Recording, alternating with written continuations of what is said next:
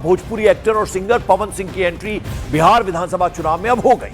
पवन सिंह ने बीजेपी में फिर से वापसी की है। बिहार बीजेपी प्रभारी विनोद तावड़े ने कहा कि पवन सिंह बीजेपी में थे, बीजेपी में ही रहेंगे। इसके साथ ही उन्होंने यह भी कहा कि विधानसभा चुनाव में भी पवन सिंह सक्रिय रूप से काम करने वाले हैं। विनोद तावड़े ने यह बयान आरएलएम सुप्रीमो उपेंद्र कुशवाहा के आवास पर कही, जहां भोजपुरी एक्टर पवन सिंह ने उपेंद्र कुशवाहा से मुलाकात भी की थी। बीजेपी में हैं, बीजेपी में रहेंगे, ये बात भी साफ कर दी गई विनोद तावड़े की तरफ से।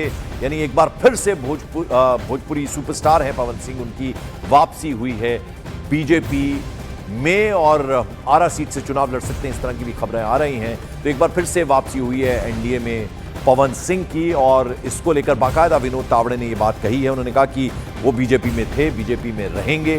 उपेंद्र कुशवाहा के आवास पर मुलाकात हुई थी, जहां ये बात कही है विनोद तावड़े ने। तस्वीरों में आप देख रहे हैं, बड़े सुपरस्टार हैं भोजपुरी फिल्मों के, एक बार फिर से वापसी हुई है। आपको बता दें, इससे पहले आरएलएम सुप्रीमो उपेंद्र कुशवाहा के आवास पर मुलाकात हुई थी, वहां ये बातें कही हैं विनोद तावड़े ने। जहां भोजपुरी एक्टर पहुंचे थे उपेंद्र कुशवाहा से मुलाकात के दौरान, ये बात विनोद तावड़े ने कही। उन्होंने कहा कि बीजेपी में थे पवन और बीजेपी में ही रहेंगे। और दो तस्वीरों के जरिए हम दिखाने की कोशिश करें किस तरह से स्वागत किया गया। फूल वहां पर भेंट किए गए और बाकायदा उपेंद्र कुशवाहा से पहले मुलाकात की, उनके पांव छूते हुए नजर आ रहे हैं। और फिर वहीं विनोद तावड़े भी मौजूद थे, जिन्होंने ये बड़ी बात कही। उन्होंने कहा कि बीजेपी में थे, बीजेपी में रहेंगे। अब बहुत सारी चीजें हैं, यानी जैसे जैसे चुनाव नजदीक आएंगे तो साफ होगा कि चुनाव लड़ेंगे तो आखिर कौन सी सीट से चुनाव लड़ेंगे।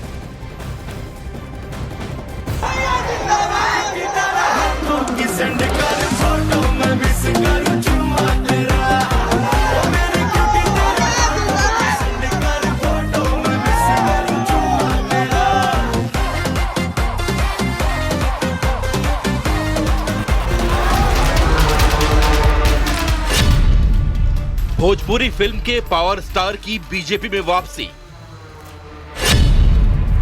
चुनाव से पहले सियासत में पवन सिंह रिटर्न्स। लॉलीपॉप वाले पवन सिंह का सियासी धमाका।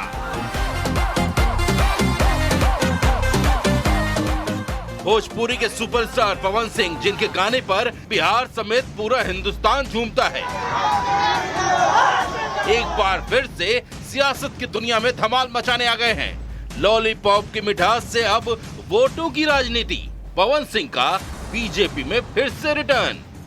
क्या बोलना चाहेंगे जो मुलाकात हुई है इस पर?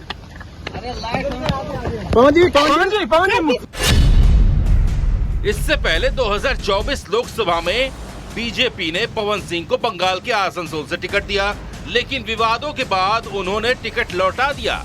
फिर बिहार के काराकाट से निर्दलीय लोकसभा चुनाव लड़ने लगे, वो भी एनडीए कैंडिडेट उपेंद्र कुशवाहा के खिलाफ। लेकिन दोनों हार गए।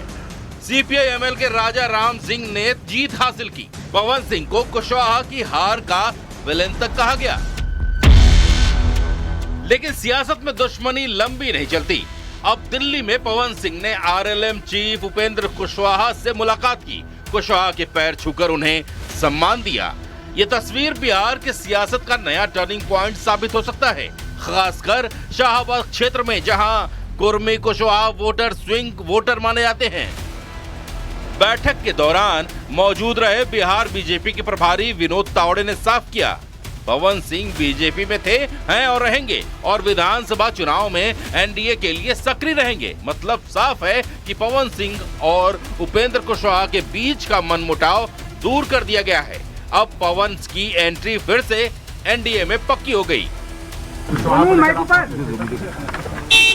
पवन जी बीजेपी में है, बीजेपी में रहेंगे। आदरणीय उपेंद्र कुशवाहा जी ने उनको शुभकामनाएं, आशीर्वाद दिया है, और आने वाले चुनाव में एनडीए के लिए पवन जी सक्रियता से काम करेंगे बीजेपी के कार्यकर्ता के नाम। एनडीए में पवन की एंट्री से आरा समेत पूरे शाहबाग क्षेत्र पर फोकस माना जा रहा है। जिस राजपूत समाज से पवन सिंह आते हैं, वो आरा बक्सर में निर्णायक माना जाता है। हालांकि माना जा रहा है कि पवन सिंह आरा सीट से विधानसभा चुनाव लड़ सकते हैं। आरा बीजेपी का गढ़ माना जाता है। साल 2000 सीट से आरा सीट पर बीजेपी के अमरेंद्र प्रताप सिंह ने 5 बार जीत हासिल की। वहीं पवन आरा के रहने वाले हैं, राजपूत समाज से आते हैं, जहां सवर्ण वोटर्स का दबदबा है। फिल्मों में होने की वजह से भोजपुर में उनका फैन बेस है। सोशल मीडिया पर फैन फॉलोइंग करोड़ों में है। माना जा रहा है कि पवन सिंह की एंट्री से बीजेपी समेत एनडीए को बूस्टर मिलेगा।